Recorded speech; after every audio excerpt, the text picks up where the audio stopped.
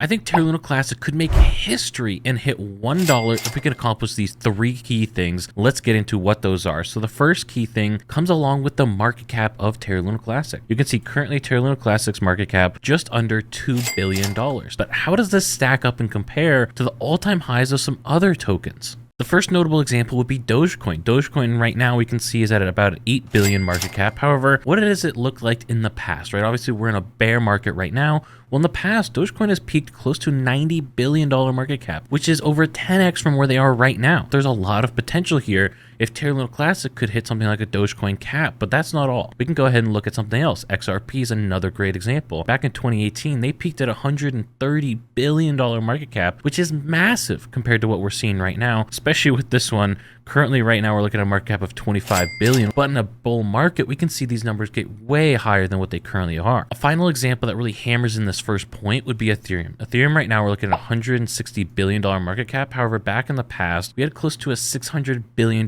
market cap. And so this really highlights the point that right now, it's really hard to make comparisons to something like a Dogecoin or maybe Shiba Inu or some of these other ones, because those are in bear market conditions. And if we want to see the true potential of Terra Luna Classic, we have to look and see what would this look like in a bull market.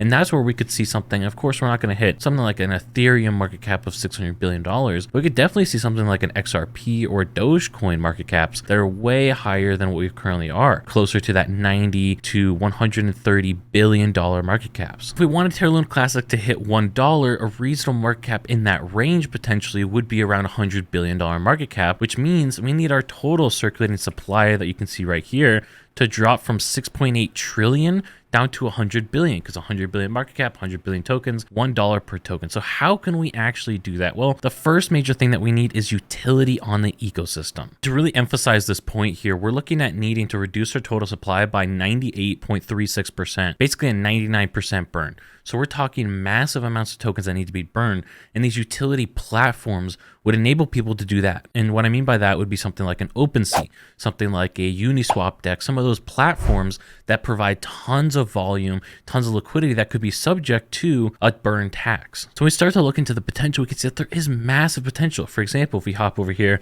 we can see OpenSea's monthly volume numbers. As far as US dollars, OpenSea towards the peak was doing insane volume numbers on their platform. And even right now, granted it's down a lot, but you're looking at somewhere in the neighborhood of $300 million of monthly volume.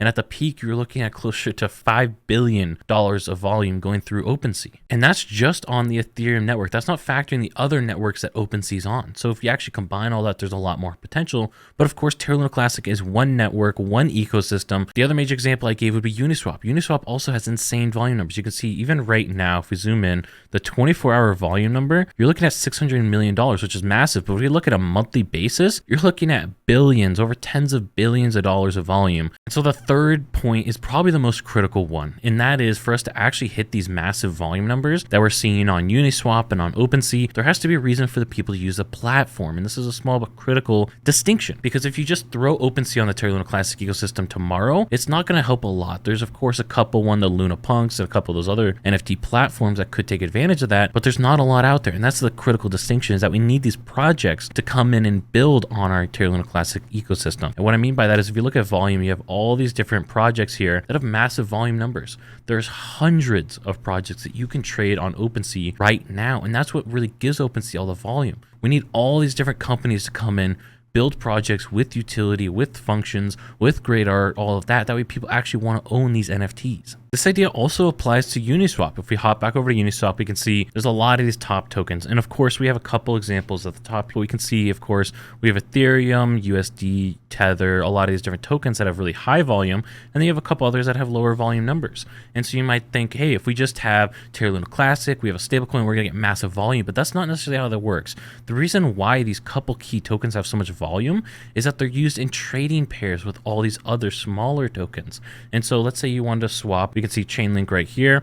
If you wanted to swap Chainlink, yeah, sure, there's only $6 million of volume. But in reality, if we go up here, the reason why is because Chainlink would be traded between Chainlink and USDC. And so USDC's volume is also going to be a lot higher because of that. And so for us to push more volume to Terra Luna Classic and a stablecoin in the future, we need to have all these other tokens so people can actually swap between and give them reason to do on-chain transactions that again would be subject to the tax, which would help us get down to that 100 billion circulating supply. And while I wait for all this building to occur on the Terra Luna Classic ecosystem, I'm glad to be staking my Terra Luna Classic and earning some insane yield rewards. And if you guys want to learn how you can boost your rewards dramatically, check out this video up here.